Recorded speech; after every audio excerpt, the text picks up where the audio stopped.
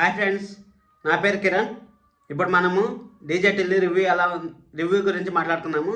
Cinema ఎలా ఉంది, సినిమాలో పాటలు ఎలా ఉన్నాయి, సినిమాలో ఏమేమి ఉంది అంతా ఇప్పుడు మాట్లాడుతున్నాము ఈ వీడియోలో. మన ఛానల్ ఎవరన్నా కొత్తగా చూస్తా అంటే సబ్స్క్రైబ్ చేసుకోండి. అలాగే ఈ వీడియోని లైక్ చేసి మీ friends and family members share చేస్తానని మనస్ఫూర్తిగా కోరుకుంటున్నాను. యాక్చువల్గా మన ఛానల్లో ఇంకా కంటిన్యూస్గా సినిమా రివ్యూలు వస్తుంటాయి, ఇంకా ఏదైనా ఇన్ఫర్మేషన్ ఉంటే అవి వస్తుంటాయి. అందుకని మన ఛానల్ని సబ్స్క్రైబ్ చేసుకోవాల్సిందిగా మరీ కోరుకుంటున్నాను. సినిమా మాత్రం ఫుల్ ఎంటర్టైనర్గా ఉంది.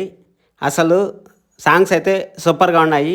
డీజే టిల్లులో సాంగ్ మళ్ళీ పెట్టారు, డీజే కొట్టు సాంగ్ మళ్ళీ పెట్టారు.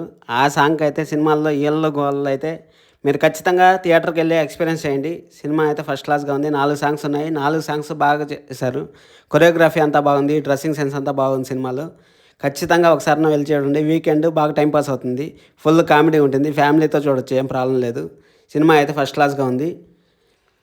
మళ్ళీ రాధిక 2.0 అని ఎందుకు పెట్టానంటే రాధిక 2.0లో అమ్మాయిలదే కాబట్టి ఆ సినిమా టిల్లు స్క్వేర్ కన్నా రాధిక 2.0 అనే పెట్టింటే బాగుంటుంది నా ఒపీనియన్.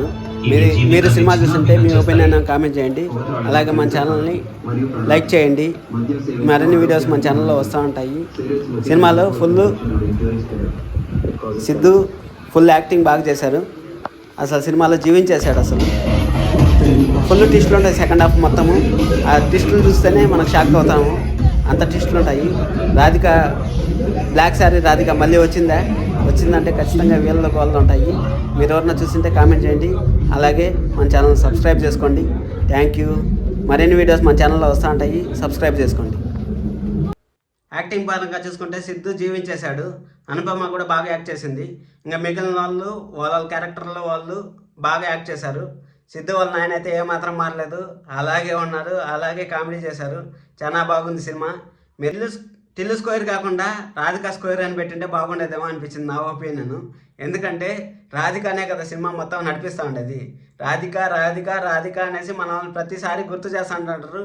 10 నిమిషాలకు ఒకసారి రాధికని గుర్తు చేస్తారు. రాధిక అనే వాళ్ళు ఇష్టం ఉంటే లైక్ చేయండి. అలాగే ఈ వీడియోని మీ friends and family members share చేయండి. మన ఛానల్లో ఇంకా మరిన్ని వీడియోస్ వస్తుంటాయి, మరిన్ని రివ్యూస్ వస్తుంటాయి. మన ఛానల్ సబ్స్క్రైబ్ చేసుకొని మీ friends and family members share చేసి నన్ను సపోర్ట్ చేస్తానని మనస్ఫూర్తిగా కోరుకుంటున్నాను. Thank you all.